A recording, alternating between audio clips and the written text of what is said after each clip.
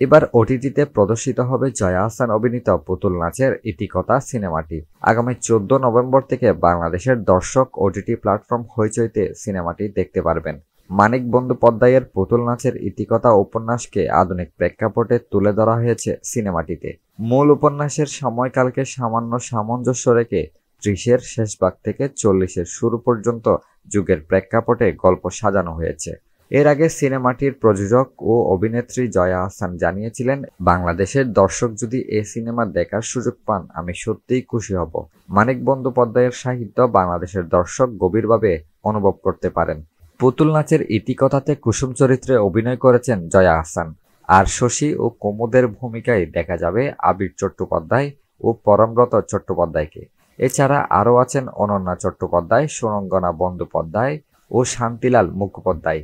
এদিকে বাংলাদেশের ওটিটি দর্শকদের জন্য সম্প্রতি জয়ার আরও একটি সিনেমা ফেরেশতে মুক্তি পেয়েছে। এটি বাংলাদেশ ও ইরানের যৌথ প্রযোজনায় তৈরি, যেখানে ঢাকা শহরের এক রিকশা চালক স্বামী এবং গার্মেন্টসে চাকরি করা তার স্ত্রীর জীবন সংগ্রামের গল্প ফুটে উঠেছে।